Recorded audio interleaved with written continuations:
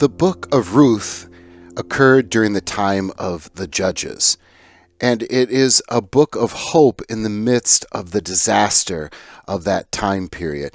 And yet it is full of all sorts of drama and sadness. There is a famine, and you have this lady, Naomi, who goes to Moab with her family.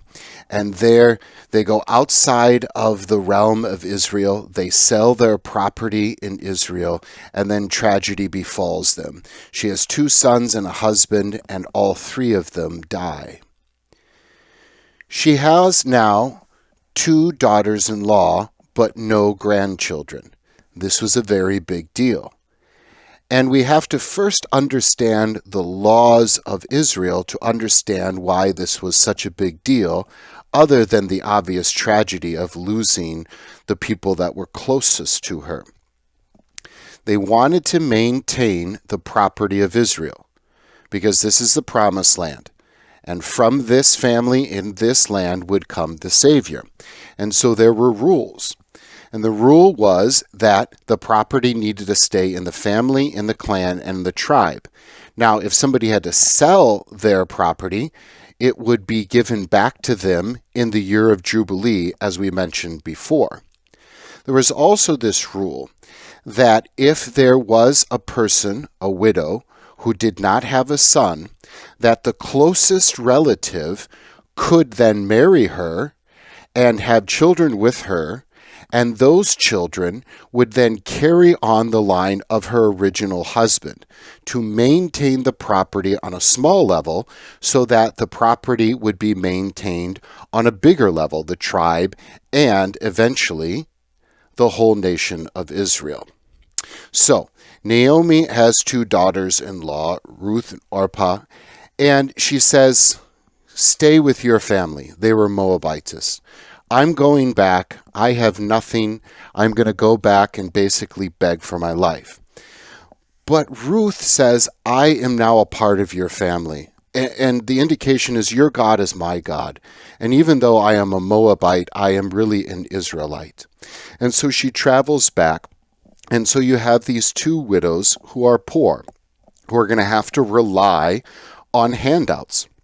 And here is where we come across that second rule that we've already mentioned in previous episodes about gleaning.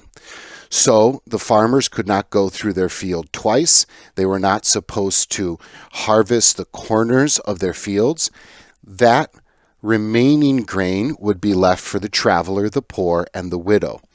And so Naomi sends her daughter-in-law, Ruth out into the fields to glean so that they can survive.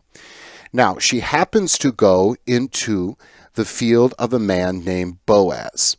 Now, we say this as she happened to do that as if it was by chance, but certainly God was playing this.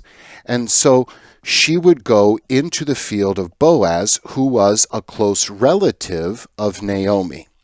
Boaz knows this, and he protects Ruth and says, nobody mess with her.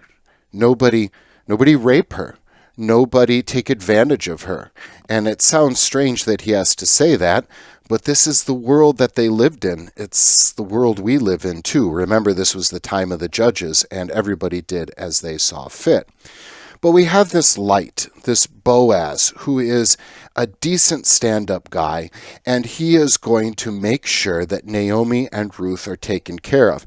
Not only is Ruth allowed to glean in the field, but he gives her everything that she needs so that she can survive. He pays her, even though she is not one of his workers. He pays her more than the workers, it seems, with bags of grain so that she can survive.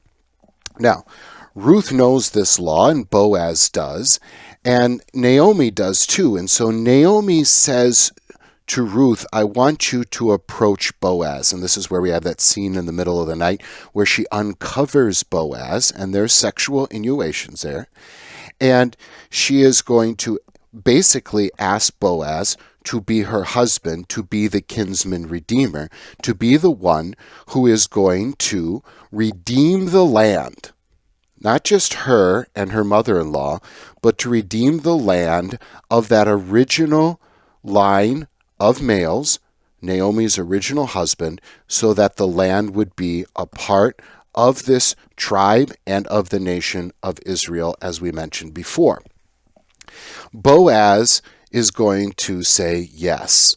He first has to make sure that all of the legal things are correct, because there are closer relatives to Ruth and Naomi than he.